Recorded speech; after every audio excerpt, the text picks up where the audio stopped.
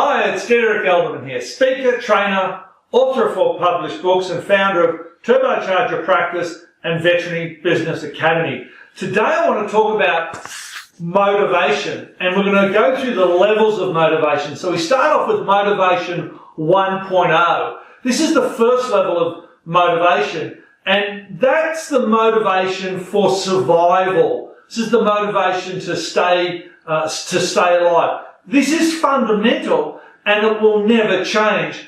And your team and yourself will not be able to tap in or move up to the next level of motivation until this level of motivation is taken care of. And this can be as simple as having a full-time employment versus casual or part-time employment.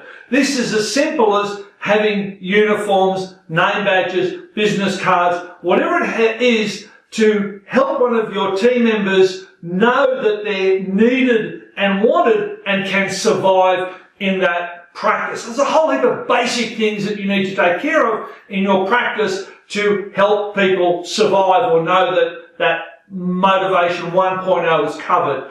The next level is motivation 2.0, and that was first of all known or learned about and really used in about the 1900s. And that's what's referred to as carrot and stick motivation. If you do what I say and you please me, I will give you a carrot. If you don't do what I say and you don't please me, I'll belt you with a stick. Does it work?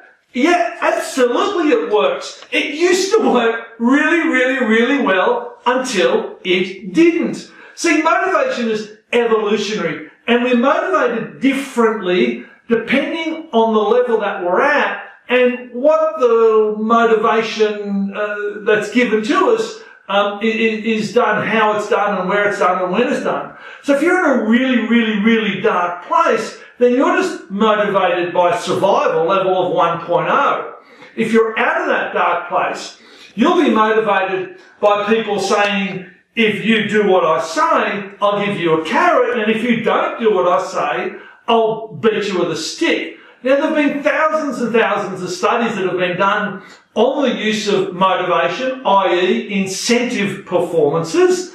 And there was a research paper, a really recent one, that was published in a book called Drive by Dan Pink. And what showed up in that study was they took a stack of kids that were in school and they put them in one of 3 categories. Category 1, kids who love to draw. Category 2, kids who didn't mind doing it if they're asked. And category 3, kids who hated to draw. Now, are you ready for this? They incentivized all of the children to participate in an art class. And they said, if you participate in the art class, we're going to give you a certificate of participation. What did they find? After 2 weeks, the kids who loved to paint, group 1, guess what happened? They started painting less. The kids who would do it if you asked them, they started painting less.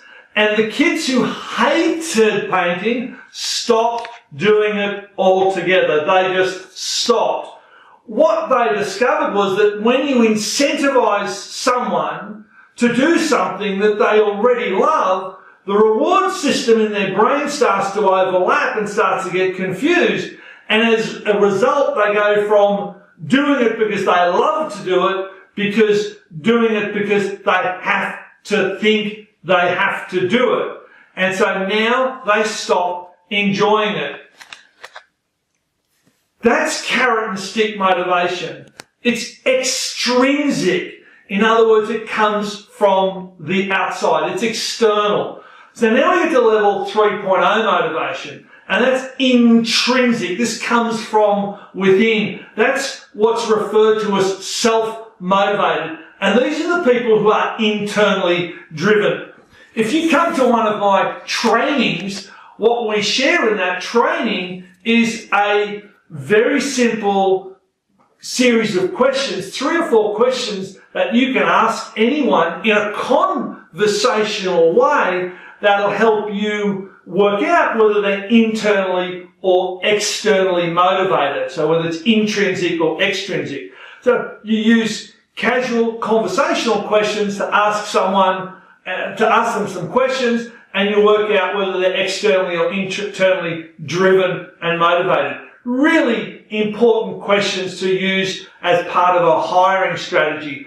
My EVM course, my Easy Veterinary Marketing course, which is coming out in March next year, keep your eye open for it. Part of that course is a 3-day workshop, and that's one of the things that you will be trained on if you join that course and come to that 3-day workshop. That's a little bit off topic for today. Back to motivation. Now, what do you think is the quickest way to muck up someone's internal drive?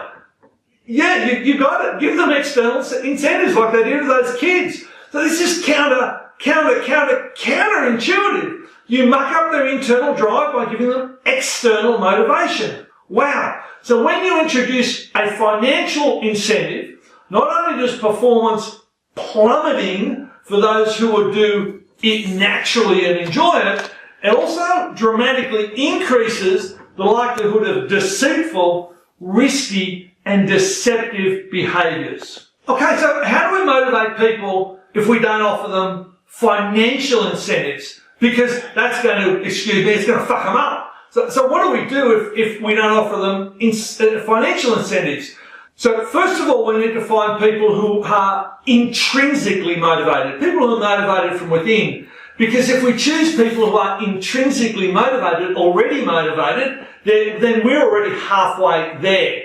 Part of the training that I do with my one-on-one clients and with the practices that join in my two big courses, Easy Veterinary Marketing and Veterinary Practice Profit Formula, is that I train them exactly how to identify people who are internally motivated and segregate them aside from people that are externally motivated. I talked to you about that already. And all you need to do to learn those skills is to learn to ask 3 conversationally based questions, and you will have the answer. So anyway, as I said earlier, if that interests you, look out in February, March 2017, because that's when the next EVM course will be launching. Anyway, moving on. The question, go back to the question from a couple of seconds ago, how do we reward them? How do we reward someone that's intrinsically motivated? Now, what a great leader like you does is they understand how to reward and when to reward. And that there are 2 kinds of rewards or 2 kinds of reward systems. There's the now that reward system and the if then reward system. So we don't want to reward people by offering them an incentive, because that's an if then. If you do this, then you will receive that. If you do this, then I'll give you that. You don't want to motivate them with that, because it doesn't work. If you do this, then I'm going to give you that. So what we do then is we use the now-then system. So this is where you give them an unanticipated surprise reward. So what about if I give them an unanticipated surprise reward, which goes something like, now that you've done this, I am going to give you that. So this is not an if then, or this is not an if that. This is a now then. Now that you've done this, I'm going to give you that. Okay? That reward works a lot better. So I'm sure you would agree that's a much more reasonable way to reward people unexpectedly. And the thing is, it works until, yep, there is an until it becomes an expectation. If you keep getting them to do something and they keep getting a reward at the end of it, even if it's afterwards, once that becomes an expectation, then it stops working. So what you need to learn to do to motivate your team with level 3.0 motivation is you need to learn to give now that you've done this, I'm going to give you that.